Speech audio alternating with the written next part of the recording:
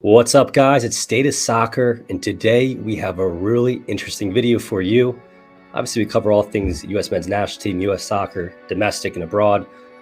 But today we're talking our arch nemesis. We're talking the Mexican national team, El Tri, and I have a special guest on today's show. So with that, let's get started.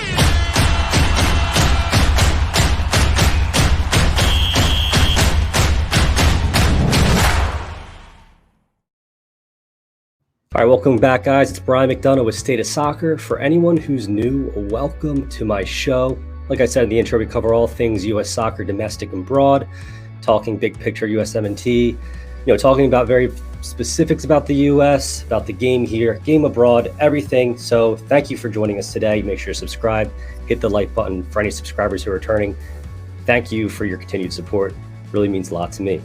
And guys, today I have who I consider to be an up-and-coming journalist, a guy who I've had my eyes on for a couple months now, Owen Diana, covering all things El Tri, the Mexican national team. Owen, how's it going? Really good, Brian. Thank you so much for having me. It's a real pleasure to be on. So, Owen, why don't you start us off by kind of giving our viewers an idea of who you are, what you do, specifically for the Mexican national team? So the work I do is principally for FootMex Nation, which covers the Mexican national team Liga MX in English.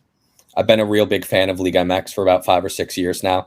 I'm from the United States. I played soccer in college, always loved soccer, but developed a real passion for Liga MX about 5 or 6 years ago. And then that grew into starting to write for FootMex Nation, doing freelance work on Mexican soccer, primarily for other outlets as well. And then have grown that into my Twitter account as well. I do highlight videos, individual highlight videos of different players from Liga MX and the Mexican national team. I'm also on there covering the Mexican national team in Liga MX with regularity, in addition to the video content I do for FootMex Nation, also the articles. Awesome. All right, Owen, let's get started here. Let's talk about the rivalry that's about to ensue, the next chapter in November. Kind of want to hear your side of El Tri right now. Obviously, we're coming out of October World Cup qualifiers, looking into November. What did you think of Mexico's performance in October, even thus far with World Cup qualifiers? Can you kind of let our subscriber base viewers here know the form of El Tri right now? So I think the October qualifiers was a continuation from what was seen in September. I think what's been happening even before September, over the last number of months, or even since the earlier days of the Tata Martino regime, there's a clear preference for functionality over flair. At least that's how Mexico end up playing. It's a side that's pragmatic, that looks to keep the ball, but that doesn't create a lot of chances, but nonetheless, they're able to get results. And you saw that in October as well. They struggled. Canada was the most difficult game that Mexico have had so far in these qualifiers. Canada at home, that was the first match they had in this set of 3 in October. Canada is a team that tactically presents a lot of problems. Mexico are weakest on the flanks, defending on the flanks from the fullback positions. Canada, one of their strengths is attacking down the flanks through Davies and Buchanan. That was a real weakness for Mexico. Also, defensive transitions is something that Mexico have struggled with. Sure. So Canada were able to exploit both of those. Davies is also the best player in CONCACAF, in my opinion, right now, was able to cause havoc in the Mexican defense, and he was the one who got the assist for the equalizer. Then in the next 2 matches, Mexico didn't really have too many troubles. Against Honduras and El Salvador, over the course of those 2 matches, Honduras and El Salvador only managed 1 shot on target, and that was in the 2nd minute of the match against Honduras, the first of those 2 matches. A shot from Angel Tejeda that went right to Guillermo Ochoa from outside the box. So Mexico were barely tested defensively in either of those 2 matches, and that was basically the case as well in the September qualifiers as well. The first half against Panama, which was the 3rd match of that set of 3, that trio of matches, they did come under some pressure at the Romel Fernandez, and they did concede a goal, but Mexico haven't really been tested defensively too much. I think there are still some issues, not only in the fullback positions, but Tata Martino has had some trouble defining what his preferred center back partnership is. You also saw that in the summer at the Gold Cup. Sure. Hector Moreno was injured. He's been having some injury difficulties, so he was coming in and out of the team in that tournament. Nestor Rojo. You also had Carlos Salcedo. Now it looks like Cesar Montes has locked down one of those center back positions, at least for the moment, the right-sided center back position. But we'll talk about this more later when we're going through our 11s. I think there's still a question at the left-sided center back, what's going to happen there. Hector Moreno's getting up there in age. And then the big news in October, in addition to getting the good results, so Mexico have 14 points. They're 2/3 of the way towards the 21-point mark, which would almost surely wrap up one of the top 3 spots. I don't think they're going to have any troubles getting to Qatar, but the worry is what they do there and getting to that magical 5th game, that quarterfinal, the quinto partido, as they say in Mexico. But getting Chucky Lozano back and getting Raul Jimenez back in October, I think, was a huge boost. I don't think Mexico necessarily looked more fluid with those two there.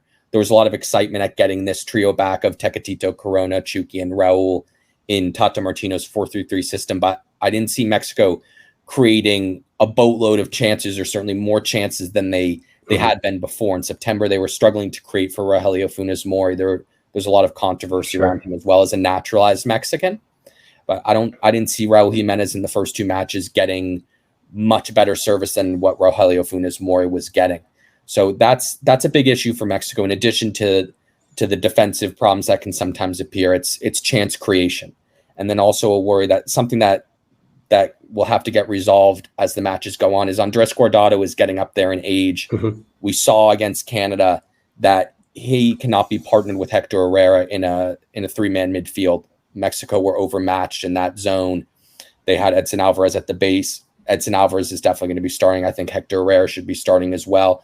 Sure. Guardado can be used in certain matches. He's also great off the bench. He's a player who can keep the ball really well if Mexico need a little bit more control, especially on the road. But there needs to be a younger, more dynamic option there as the 3rd midfielder, probably in Tata Martino's 4-3-3. I don't think Tata has necessarily decided who that player is going to be. There are a few options. Charlie Rodriguez, the Monterrey man. Also Sebastian Cordova, who's more of a traditional number 10 or attacking midfielder. But I don't think Tata has necessarily made a decision between those two. There's also, the jury's still out. I think there could be other players potentially coming in and audition for that role. So there's a lot on El Tri's side coming into this game on the 12th. And I think ultimately we'll take a look at the roster in a couple of minutes here. Your preferred starting 11 versus the U.S. When I look at that roster, just big picture, it looks like Mexico has everything figured out as far as the pieces, and especially with Jimenez back. But that being said, defensively, one individual I want to talk about, and I'm not trying to bring it back to the USMNT, it is the USMNT show, but I do want to talk about Julián Araujo, obviously committing to Mexico and getting some playing time. I want to hear your thoughts on Julián. And then also we're going to talk a little bit about Ricardo Pepi. So Julián first. What does that mean for Mexico to bring in a young defender like Julián Araujo? I think, first of all, starting with the bigger picture, it's important in this intensifying arms race that we're seeing between the United States and Mexico for these potential dual national players to be able, hot on the heels of Ricardo Pepi declaring for the United States, it's important to have the next player declare for Mexico. I think that's really important. Also, right back is a position where Mexico aren't blessed with a whole host of options. They're not blessed with a plethora of talent in that position. So he's a player who's young, who's athletically very good going forward. I think defensively, there's still something to be worked on there. But also, you have to keep in mind, certainly in CONCACAF, Mexico are a team that are going to control the majority of the matches. You're going to be wanting your fullbacks to be doing more attacking probably than defending. So that's not necessarily an issue, certainly in CONCACAF, potentially at a World Cup in the future, we'll see. But Araujo has declared now he's coming in late. Mexico are already almost halfway through this World Cup qualifying process. Qatar isn't that far away now, just a little bit more than a year. We'll see still the preferred option. I think he's passed Chaco Rodriguez on the totem pole. Chaco Rodriguez is one of the players who's played the most matches under Tata Martino during his regime. He was the starter in both of the finals against the United States this summer, but I think Jorge Sanchez has passed him. He looked very good against Canada. He held his own against Alphonso Davies. He's had some injury problems as well. He missed the last 2 matches of the October window through injury, but I think he's currently the established starter, and he's had some experience now under Tata. Julián Araujo, we'll see. The word is that he's going to get called in for the friendly match next week against Ecuador, which is going to be not a very experienced Mexico side, probably a majority League MX team. Sure. Potentially some MLS names thrown in there. And Ecuador, I wouldn't expect to be calling anywhere close to their full strength squad. So it'll be hard. It will be good to see him if he does debut in that match, to debut and hopefully play well. But even if he does, I'm not sure that's immediately going to hoist him even into a squad for the November qualifiers, or much less into the starting lineup. I think it's going to be a wait and see with him. I think it's tough because he's now available, but Mexico don't have a lot of friendly matches between now and Qatar. It's World Cup qualifiers. So there's not as much of an opportunity for him to show himself maybe in more competitive friendlies where he can make a difference. It's going to be seeing if he does get thrown into the fire in a World Cup qualifier and how he performs there. And that's the big difference, right? With Ricardo Pepi, obviously being an attacking player, striker, though, there's a hole in the U.S. men's national team lineup right now. Josh Sargent, Daryl Dike, Jordan Sibashu, Josh, just specific, tons of players that have been, Zardes, have been kind of filling that role. However, Ricardo Pepi has been playing incredibly well in MLS stateside. We've seen what he's done with FC Dallas. He's gotten a lot of interest from Europe. He's 18 years old, but there's a hole in the lineup there for Pepi. With guys like Jimenez and Funes Mori for the Mexican national team, it made sense in some regards for Pepi to play for the U.S. over Mexico. Now, what type of loss was that? You obviously read Twitter and everyone's all over the place, and I wouldn't even go over some of the obscene things that have been said. It's just terrible. There's obviously there's respectful people on both sides, but when it comes to the majority of El Tri fans, are they feeling that loss? Were they expecting that loss when it comes to Pepi? What would you say? I think so. I think it's a loss that's definitely been felt. I think, again, in the big picture of this arms race, it doesn't feel good to lose a promising talent to the United States, especially considering that now there are going to be more talents who are going to be in a similar position. So if they see a Ricardo Pepi going and joining the United States, immediately being thrown into the starting lineup in important matches and scoring goals, that could potentially sway them. You don't know. So it's hard to measure the effects of that. But also I think it hurts from a Mexico perspective, considering he was in the picture at youth team level in Mexico as well. So to have him kind of in camps, in the pool there, and then to eventually end up choosing the United States, I think hurts as well. Considering maybe you could have given him a little bit more protagonism there at youth level and what have you. But I think in the short term, in this cycle, probably in the next cycle, Raul Jimenez is 30 years old. I think he'll probably still be your center forward, certainly coming out of Qatar. So Ricardo Pepi at best, his best hope would have been to be the backup to Raul Jimenez. Sure. You've also got, as you mentioned, Rogelio Funes Mori, who you've naturalized. So he's a player who you don't go through that process to naturalize a player if you're not going to be calling him up into squads, form permitting. So he's the clear backup to Jimenez as well. So if you're Pepi, you declare for Mexico, and you're maybe the third choice center forward. With the United States, as you mentioned, he's now the first choice center forward, and he's scoring goals. So from a personal perspective, from his perspective, it makes a lot of sense. Mm-hmm. And then from Mexico perspective, you can say, okay, well, this cycle he wasn't going to be playing anyways, maybe next cycle too. But then after that, once he matures, once he gets into his early 20s, his mid 20s, he starts maturing as a player, and you can see the full range of talent, what he ends up being as a player. He's very promising now.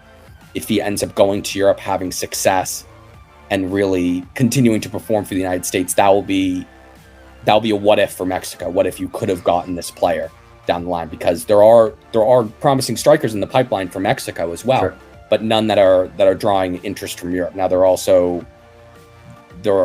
reasons for that, potentially outside of just talent alone. There are things that happen, and there are vagaries of the Mexican club game. That's a whole nother right, episode. Much bigger topic, right? That sometimes makes it more difficult for young Mexicans to go to Europe, and therefore draw interest from European teams. Certainly compared to Americans, it seems like a young American is going to Europe every day now. Mm-hmm. But nonetheless, it's a player that Mexico wanted and they weren't able to get. And one more player in the arms race, and then I promise, guys, we'll get into the starting 11, because I know that's what everyone gets really heated and excited for, especially with these next two matches and the match against Mexico coming up. Jonathan Gómez, another guy who is kind of on the block as far as, is he going to commit to US? Is he going to get to Mexico? I know he wants to be included in another US camp. Most recently, he was included in that provisional roster with the Gold Cup. The United States this past summer was not included in the final roster. What are you hearing out of him? What type of player do you think he could be?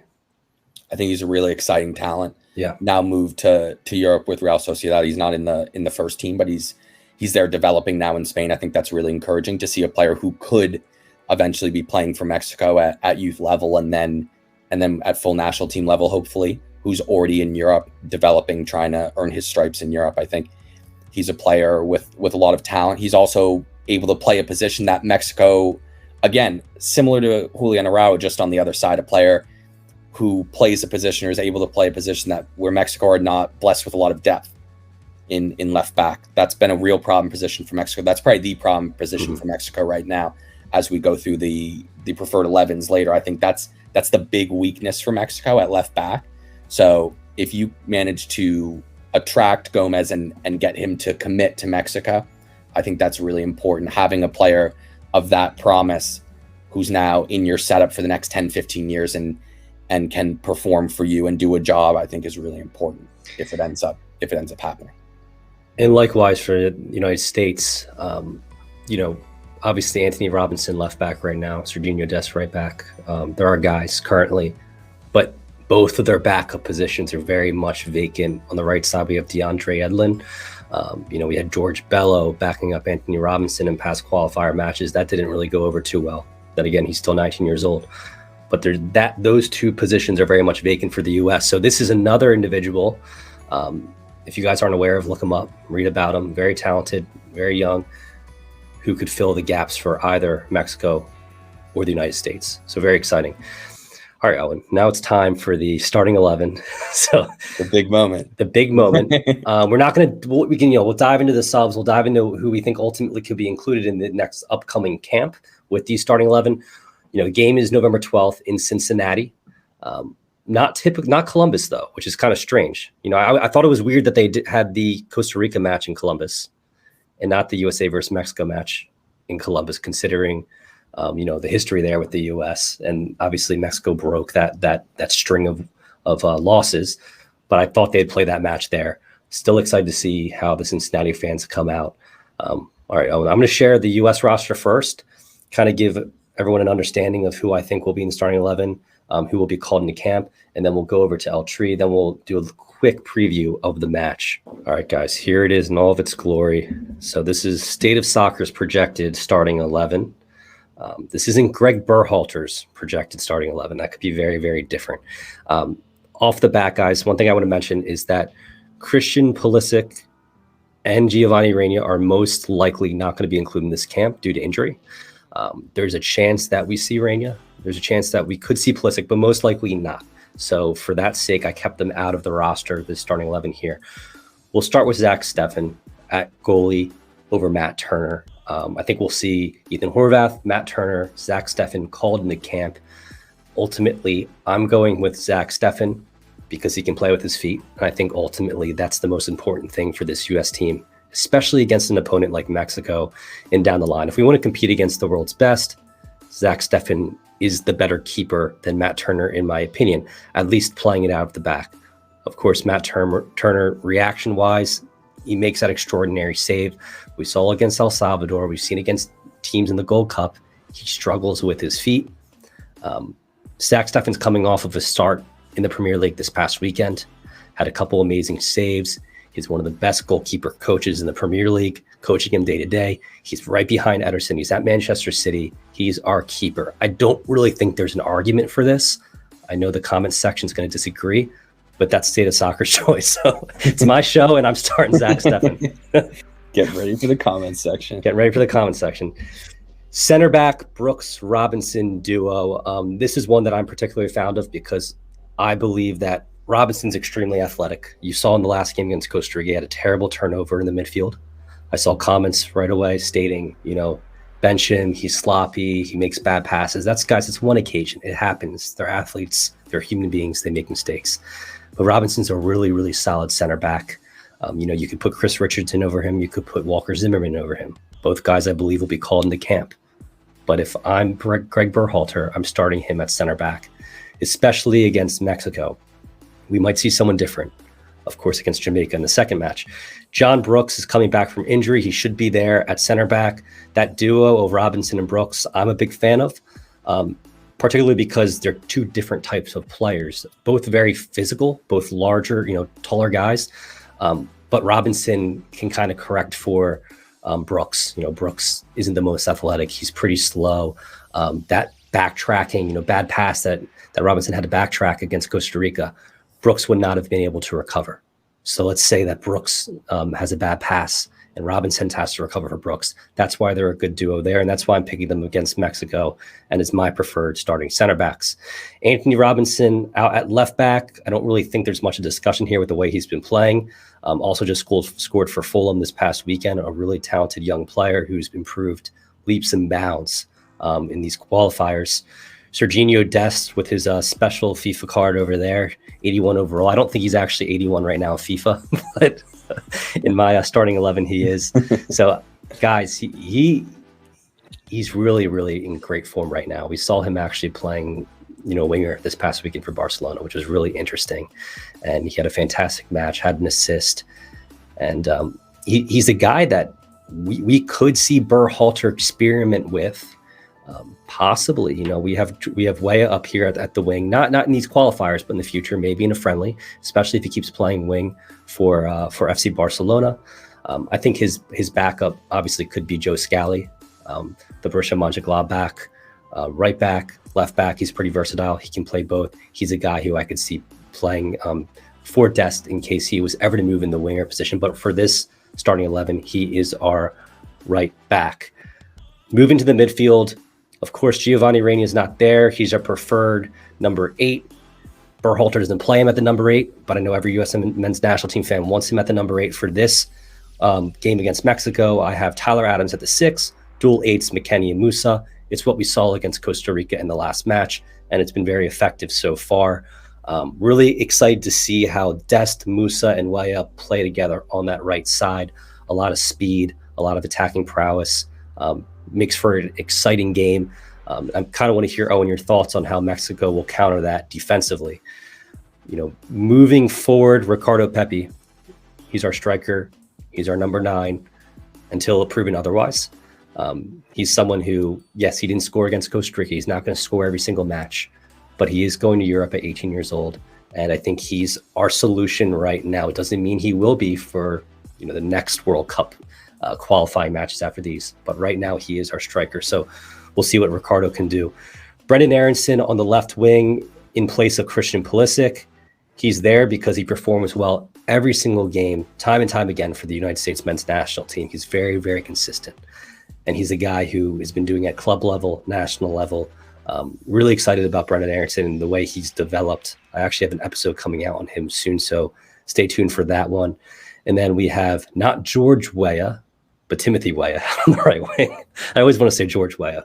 If you had George, no disrespect to Timothy, but if you had George Weah in his prime, I'd really be worried as a Mexican fan. I was actually going to slip the Clint Dempsey card in here, not for Weah, but for Pepi, the new FIFA 22 Clint Dempsey card. But yeah, no disrespect to Timothy Weah, but at the same time, he looked really good against Costa Rica.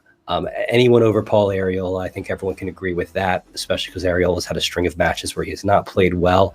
Nothing against him. I think he's a fantastic player. He has the capability of playing extremely well in MLS. We saw him go over to the championship and unfortunately got hurt for Swansea. But a guy who's a good player, but right now I don't think he's there to be starting. Someone else we could see possibly maybe in the Jamaica match would be Conrad de la Fuente, who I believe will get a call up this time around. But there's your starting 11 for the U.S. men's national team. I think, Owen, where I'm going to get a lot of flack is for Zach Steffen at the goalkeeper position. And I think a lot of people want to see Chris Richards at center back over Miles Robinson or even over John Brooks. But outside of that, I don't think you can really dispute this starting lineup. What are your thoughts right now? I agree 11? With you. I think that kind of middle part of the back five, I think, is where people could find fault. Certainly, there's a debate that's raging at the goalkeeper position, as you've mentioned. I think although it's a relatively new partnership, and I think when Gio Reyna is healthy, you'd put him into that midfield three. I still think that's a very strong midfield three that looked really good against Costa Rica. That was a strength for the United States in that match, and helped them turn the tide after the early goal from Costa Rica. I think that's an area where Mexico are going to have to get a hold of things. Sure. And with this uncertainty, as I touched on before, over who that third midfielder is, who that third midfielder should be, I think that's an area where if the United States can manage to gain control in that sector and dominate, I think they have a really good chance of getting a positive result. And then I think you have to be worried. You mentioned that link up that the United States have down their right side, Mexico's left. I think in terms of countering that, I'm not sure you counter it by putting having your left winger or your left forward right in front of Jesus Gallardo. I think Jesus Gallardo is the big weak link, the Monterrey left back. I think he's a liability defensively, certainly. Sure. But you have Chucky Lozano as your left winger on that side. And I think potentially what you try to do if you're Tata Martino, if you're aggressive, is keep Chucky high on that left side, try to exploit when Des does go forward, and also potentially try to push Des back as well, push the United States back and keep them from attacking down that right side with the attacking that you're doing with Chucky and other players in that sector. So let's pull up the visual now, because I think I like your ideas, I like your thoughts and your feedback, but I want the U.S. fans or Mexican fans. I actually have a couple Mexican subscribers who have been very respectful in the comments. always have good things to say. I really appreciate it, and I appreciate the banter. I appreciate any compact comments, any subscriptions, likes, all that stuff. Of course, not to be gimmicky, but all right, take it away. Okay, so I'm expecting Mexico to go out in a 4-3-3 formation. That's what Tata Martino has fielded in almost every single match of his tenure. There was a brief experiment with a two-striker formation when Raul Jimenez went down with injury, trying to move Chucky Lozano a little bit more central, seeing if he could be a replacement of sorts for Raul Jimenez. That was aborted very quickly. That was tried at the end of May and in June in friendlies before the Nations League. Didn't really work out. So a 4-3-3 is going to be the formation for sure. The question is the personnel. I think there aren't that many question marks in terms of personnel, actually. I think only in a couple of spots, which I'll go through. Guillermo Ochoa is the surefire starter in goal. I don't think there's any question about that. There's not a backup keeper. Mexico have no other keeper who's challenging him for his place. He's going to be the starter in Qatar, injury permitting, or bar injury, excuse me. Then Jorge Sanchez I put at right back. He's recently, I think, won the battle at right back over Chaco Rodriguez, as I touched on earlier. A player who, as I mentioned, looked really good against Canada, was injured for the other two October matches against Honduras and El Salvador. But a player who's very good going forward, athletic, who is getting better defensively. He's prone to the odd error defensively, lack of concentration. But a player who I think has a higher ceiling, certainly, than Chaco Rodriguez. If you're saying that Mexico are almost short of a spot in Qatar, I think Jorge Sanchez is a player with a higher ceiling. He's worth sticking with and worth trying to get a little bit of experience here in these over the course of the remaining qualifiers. See how he can improve with that experience before Qatar comes, and he'd be your starter there in that tournament. Then Cesar Montes at right-sided center back, a player who I think has been the best defender for Mexico so far in the octagonal. He's looked really solid when he's been there. He missed the El Salvador match with yellow card suspension, but he'll be back now. I'm expecting him to start. He's at Monterrey in Mexico, a player who has drawn interest from Europe in recent years. He said over the last couple of months that he's happy at Monterrey, and he's pushed back a little bit on this narrative that players need to go to Europe to improve, that Liga MX doesn't have the requisite level for a player to really improve and stand out with the national team. So he's at Monterrey, who are one of the best sides in Liga MX, one of the wealthiest sides in Liga MX as well. They have a very good squad, and he's a starter there. And I expect him to start in Cincinnati. Then left-sided center back, I think I've put Johan Vasquez there. I think that's more my desire to see him play than what will actually happen. I wouldn't be surprised if Hector Moreno starts there, bar injury permitting. I think Hector Moreno has a little bit more experience, definitely, than Johan Vasquez, who's the junior left-sided center back option. But Johan Vasquez, I think, has a much higher ceiling. right now. Certainly Hector Moreno's getting up there in age. He's 33, I believe. Johan Vasquez and Cesar Montes were the partnership for Mexico during the Tokyo Olympics, the bronze medal team. I think that was a very solid partnership. The two players who know each other well.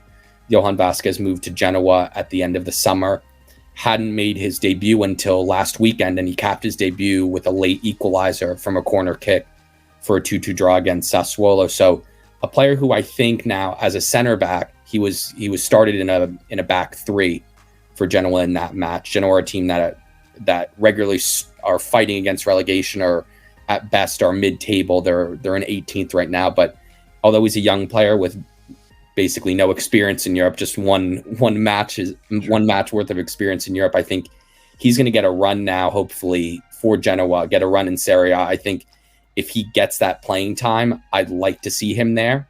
You could make the argument that then there's not a lot of experience there, potentially in a very crucial position. That center back partnership is quite young, but I think you have experience in other areas down that spine with Ochoa. Edson Alvarez, while also a young player, someone who could have played at the Olympics, has racked up a lot of matches at a very tender age still, played at the 2018 World Cup, has been starring for Ajax over the last 10 months or so, almost a year now since he really started shining for Ajax heading into 2021. So, and you've also got Raul Jimenez there at center forward. So I think there's experience throughout the Mexico team. I think you could afford potentially to have Johan Vasquez and Cesar Montes there. And also a similar argument to the one I made with Jorge Sanchez. I think Johan Vasquez certainly has a higher ceiling. If you're looking to do something at Qatar and make a quarterfinal, I think if you can bed Johan Vasquez into your starting 11 for the senior side, get him partnered with Cesar Montes or perhaps another center back, but I think Cesar Montes would be the natural partner for Johan Vasquez. I think that would make sense. I would look to do that. Although this match away in Cincinnati and then the one in Edmonton away are probably the two toughest matches Mexico would have or will have in this octagonal. So I wouldn't be surprised if Tata Martino goes with Hector Moreno there. Then at left back, Jesus Gallardo is probably the most maligned player in this starting 11 for Mexico. Sure. He's the player with the most games and the most minutes in the Tata Martino regime. Also one of only 3 players to have played in every single match of the octagonal so far. But he's a player who's prone to errors defensively. You might remember against the United States, he was at fault on both of the goals for the United States, not marking McKennie properly on those 2 set-piece goals. Yeah. So a player who defensively doesn't inspire a lot of confidence. I think he looked better in October. I think the match against Honduras, he ends up getting an assist. I think that was one of the best matches I've seen from him at left back in a long time. But nonetheless, I think, as I mentioned earlier, I think that's a weakness for Mexico. I think that he's the weak link for them, certainly defensively. And then in midfield, Edson Alvarez has been going from strength to strength in Holland with Ajax, as I touched on. A player who can also play at center back, very comfortable on the ball, really imposing in there. I think a future captain for Mexico, and a player who inspires a lot of confidence in there. Really important to have at the base of the midfield. Hector Herrera, I think, will be partnering him or be the second member of that 3. A player who really shone this summer for Mexico, took on a lot of added responsibility, was getting forward a lot more regularly, scoring goals, which he hadn't really done for Mexico previously, providing assists. A player who can get forward, but also is really good at keeping possession, I think, with him and Alvarez in there. And then Charlie Rodriguez, who I'll get to in a minute. You'd hope that Mexico can control possession, although they're away in Cincinnati, get a foothold in the match and look to attack from there. And then Charlie Rodriguez, I've touched on this now, I think, repeatedly over the course of this podcast already, over the course of this show. But that third spot in Tata Martino's midfield 3 is still a little bit of an unknown. You have Sebastian Cordova there as well, who came in against Honduras after the midfield looked a little lightweight, a little slow, with Andres Guardado, Hector Herrera, and Edson Alvarez as the 3 against Canada. Sebastian Cordova came in for Guardado against Honduras. Although he wasn't super involved, he was peripheral actually for most of the match. He did score the opener. He's a player, as I mentioned, who's more of a true number 10. But Charlie Rodriguez is a player, although he does have that creative ability, who's a little bit better in possession, can get on the ball a little bit more comfortable dropping deep to pick the ball up. I think that's something that Mexico will need in this match, considering it's going to be a very tough environment. You're going to look to get a foothold in the match, you're going to look to try to keep possession as much as possible. Charlie Rodriguez is a little bit more of an eighth than Sebastian Cordova, a player who can shuttle up and down a little bit better than the America man. So I'd expect to see Charlie there. He's also been put into the starting lineup for some of these away matches so far in the octagonal. He was put in the starting 11 against Costa Rica and performed well against El Salvador as well in Mexico's last match, and looked very good there as well. Was one of Mexico's best players on the night. So I wouldn't be surprised if he's used again in a difficult away match. And then moving to the front three still picks itself. I think Tecatito Corona has flattered to deceive in recent months. I think he was a big disappointment in the Gold Cup for a lot of people. Without Raul Jimenez and Chucky Lozano because of the injury that the Napoli man suffered in the first match against Trinidad and Tobago, a lot of people were expecting Tecatito to carry the load, really put the team on his back and inspire them going forward. That didn't really happen. And then he's been inconsistent over the course of the octagonal so far.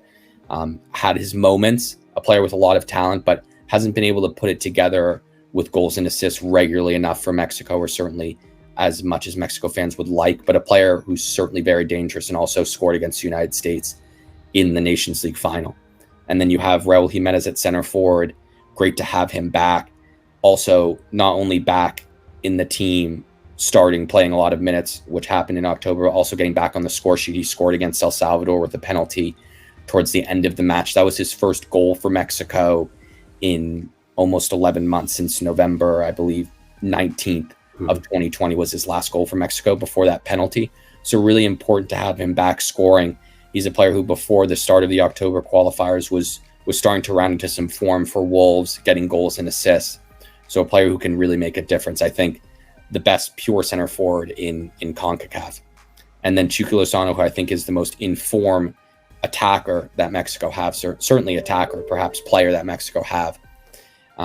A player who was doing really well for Napoli before the October qualifiers. He's had a little bit of a spat with Luciano Spalletti. There was a controversy this weekend. He was brought on in the 59th minute against Torino and then subbed off 30 minutes later as Napoli were looking to hold a lead.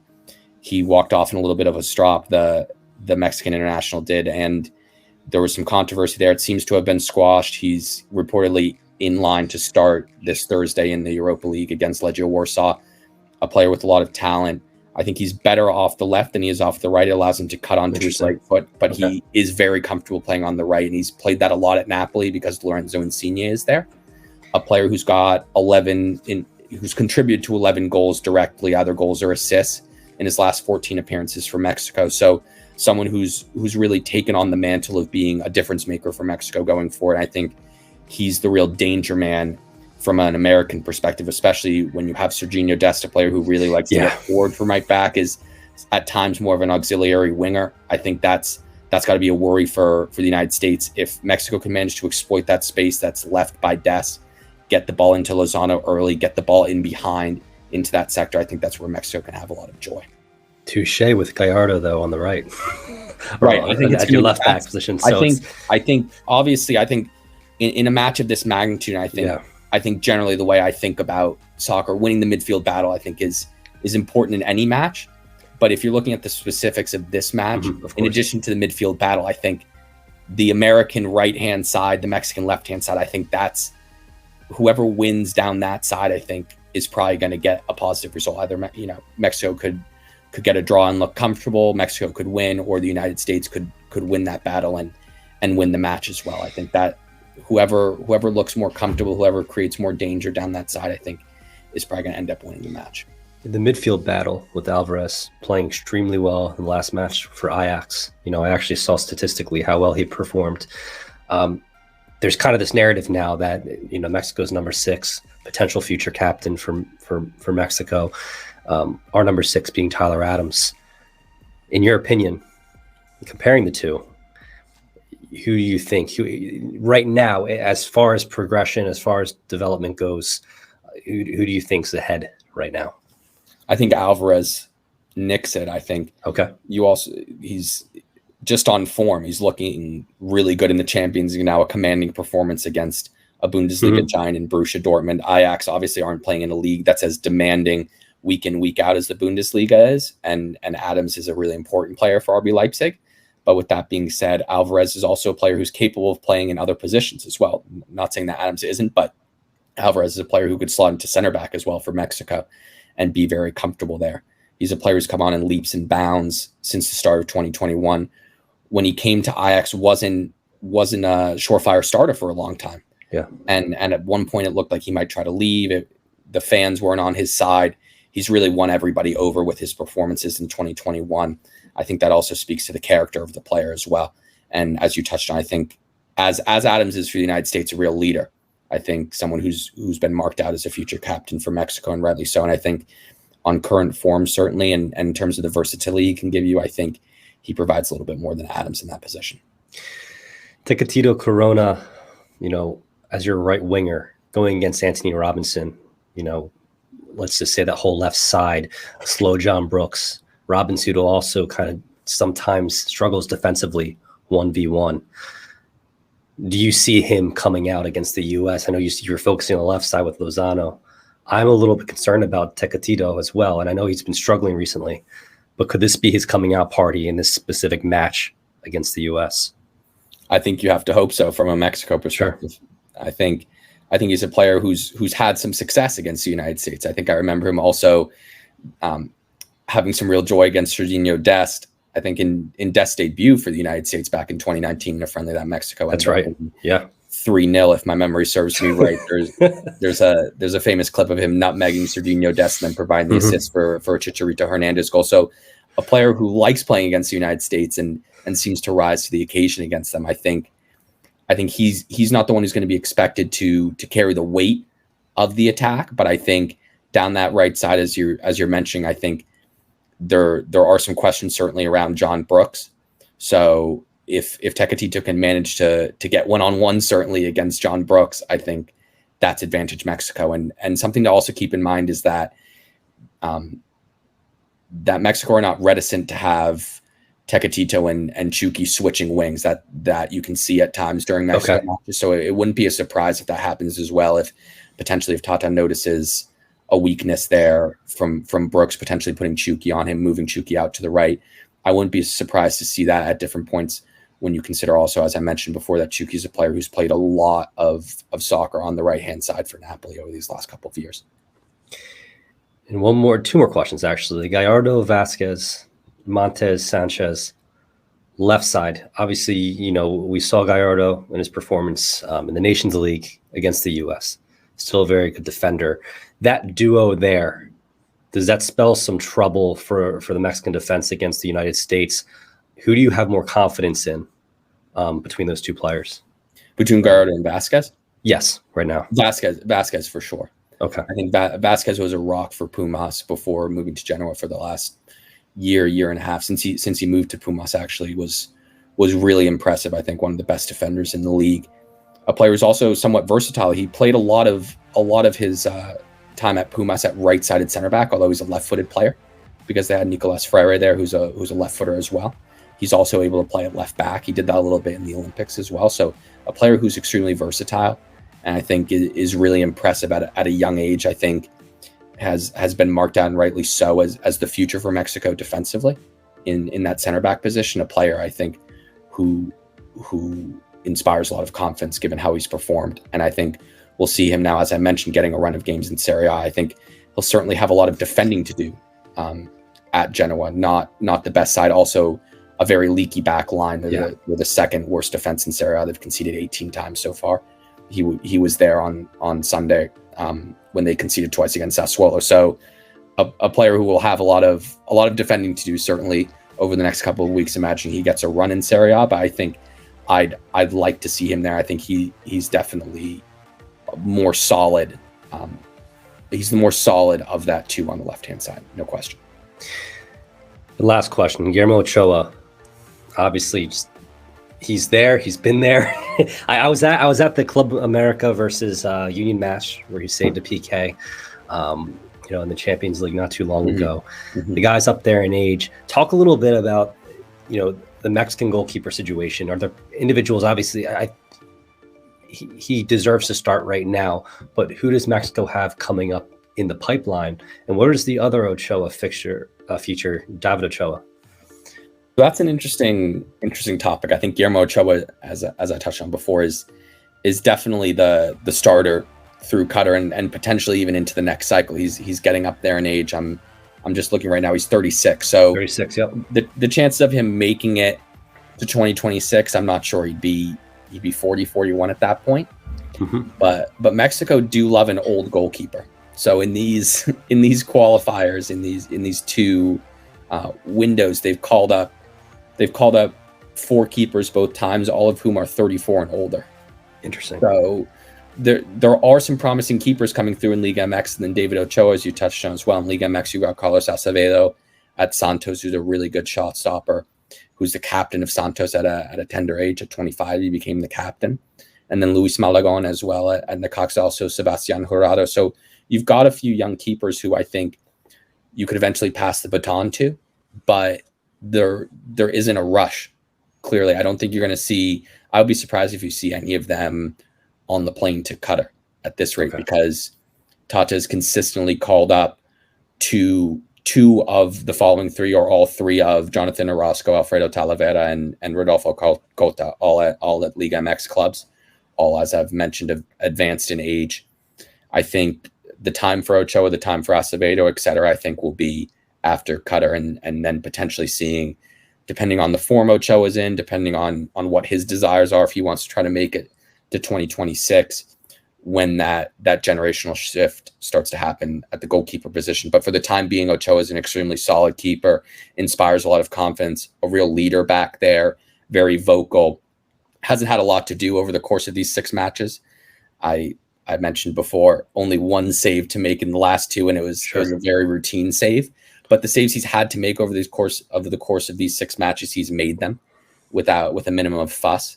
A player who's also been in really good form this season for America, who are running away at the top of the regular season table in Liga MX. A very pragmatic side. He also at club level isn't usually being peppered with shots, but a player who's able to deal well with what is thrown at him or kicked at him in this case. Yeah. looking at this roster, there's a lot of U.S. fans who complain when MLS players are featured in the roster. We're looking at Rodriguez, Gallardo, Ochoa, Montes, Sanchez. Yep, that's it. All League MX players. Right.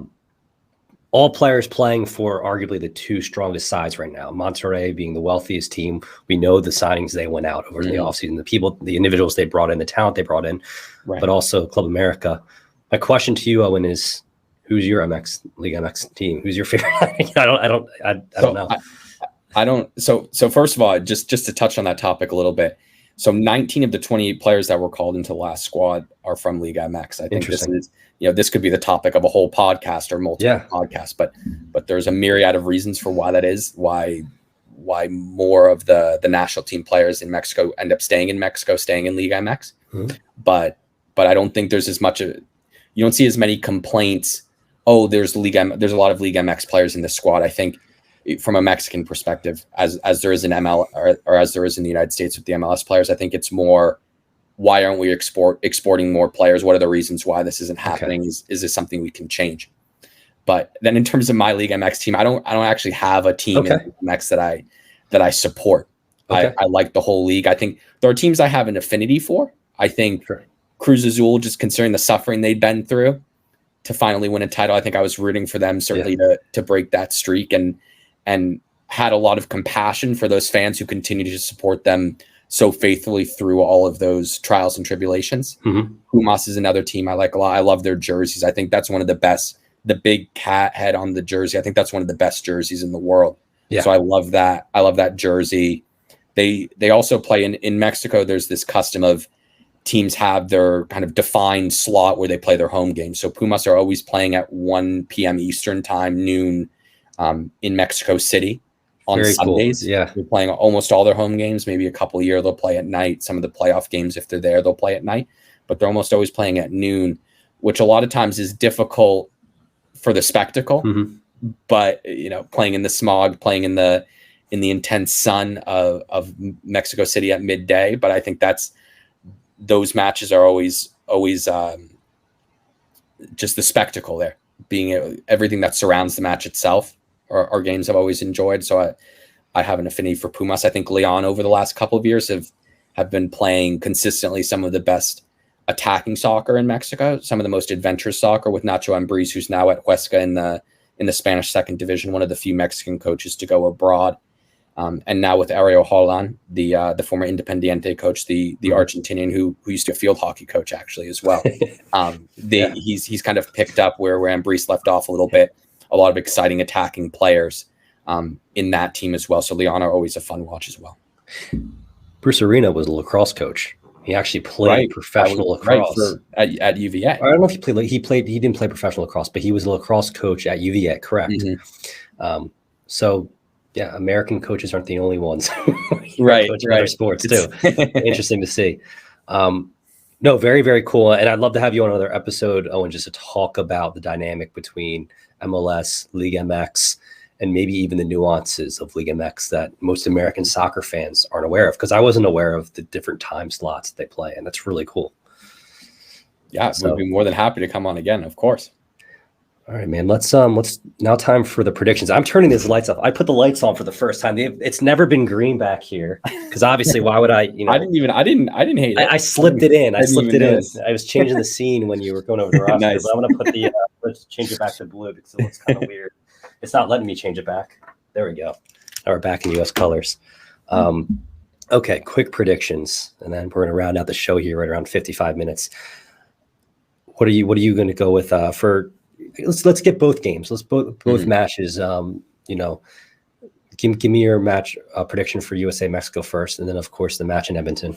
Okay. So I think Mexico are going to pull it out in the United States. Okay. I think they're going to get a 2-1 win. I don't think it's going to be easy by any stretch of the imagination, but I think you're looking. Mexico are more sure of what they are right now. I think Tata Martino, you're going to play the 4-3-3.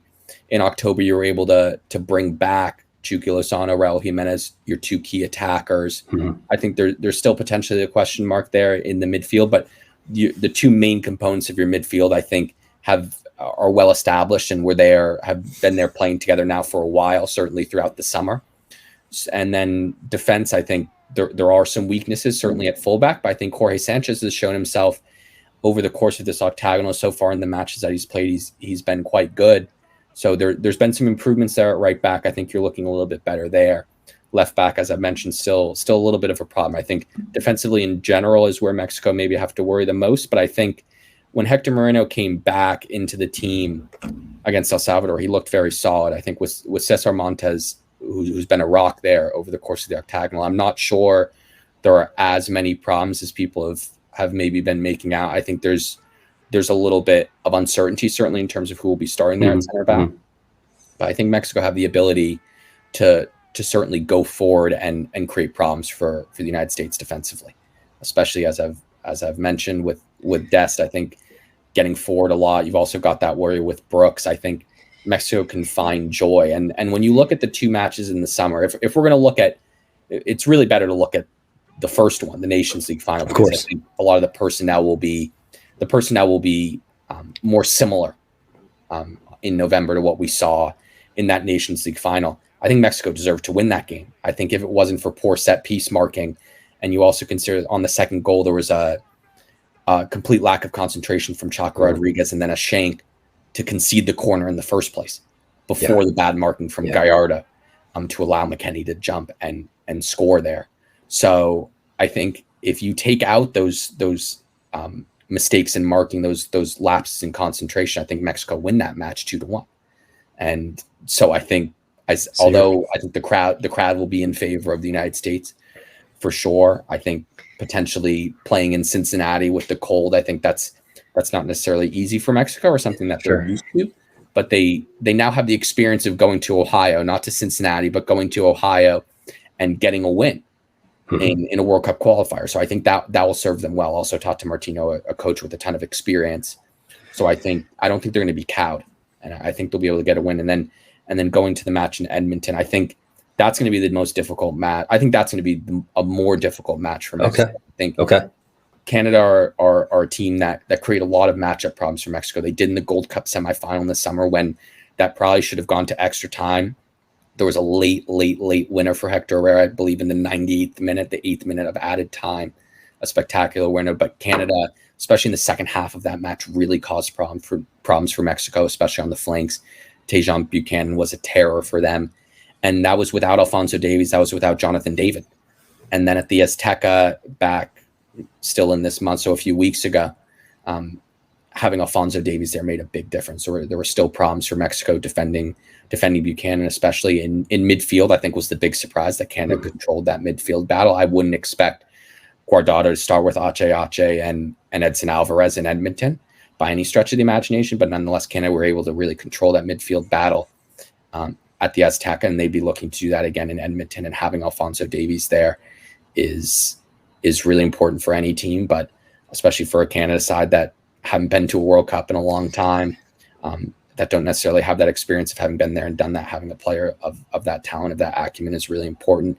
And I think he'll be able to wreak havoc again for Mexico. So I think Mexico can get a result in that match. I don't think it will be easy by any stretch of the imagination. I think if they're going to lose a match in this octagonal, I would expect it to be there in Edmonton, but I think they'll be able to get a draw. Interesting, because I actually, I can see both sides. I can see the 2-1 scoreline over the United States.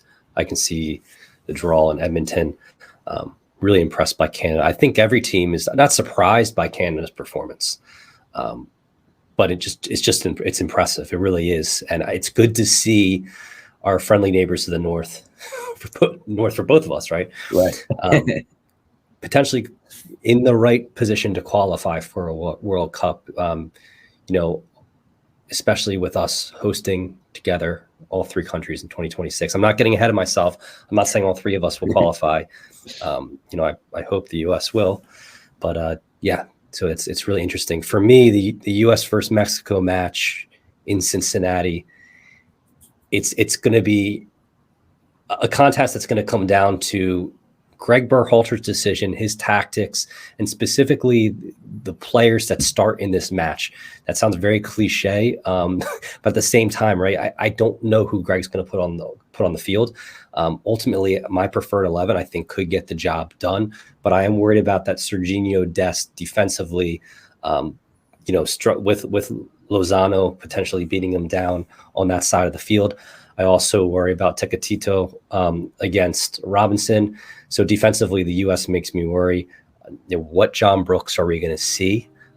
Call me crazy, but I have a lot of faith in Miles Robinson as far as holding the fort down at center back position, as well as I do with Zach Steffen in goal. But we saw a tale of two teams in a lot of these World Cup qualifiers for the U.S., and they're still very young. They still haven't really proven to me that they have the capability of beating Mexico consistently like they have. Even though they've beaten Mexico in the Gold Cup and the Nations Leagues, you could call the win in the Nations League somewhat of I wouldn't say fluke, because I'm going to get everyone angry. But like you said, there was a lot of calls that could have gone either way. Specific mistakes that Mexican team made that you could claim were uncharacteristic. But with it being in Cincinnati, with it being on home soil, kudos to the Mexican fans for traveling everywhere and bringing support no matter where the U.S.-Mexico match is played. This is one area where I believe majority of the fans will be American. As far as supporters supporting the U.S. men's national team, I'm going to go with a draw here, 1-1. I think it's going to be a really close game, Owen, overall. The match I'm worried about is that second match down in Kingston, Jamaica, against Jamaica. Jamaica's coming off of a win. We handled them pretty decisively in the last match. But going to Kingston isn't easy. We saw the U.S. lose in Panama. We're still struggling on the road. You saw them play against El Salvador and almost, drop that match. Almost dropped the Honduras match, which we came out on top. This young team is struggling. And the U.S. playing abroad in CONCACAF, and it's something that I think experience really matters there. It's cliche. Journalists will say it all the time, but experience does matter when playing on the road in CONCACAF. I'm worried about that Jamaica match, the second match, and of course we're never going to overlook Mexico, but I think that the U.S. will come ready to play. And it's just two good sides, two of CONCACAF's best teams, in my opinion, playing against each other. Anything can happen. I'm going with a 1-1 draw, and the second match worries me, but that's my predictions. Well, that pretty much does it for this episode of State of Soccer. I want to thank you again for joining. Thank you so much, Brian. I really had a great time. Really appreciate you inviting me on, and looking forward to potentially being on another one sometime soon. Yeah, we'll definitely have you on again. And guys, make sure you check out Owen. Owen, one more time, give us the rundown real quick on where they can find you. So you can find me on Twitter. That's where I'm at principally. It's at 4kicksblog, FOR Kicks blog. Awesome.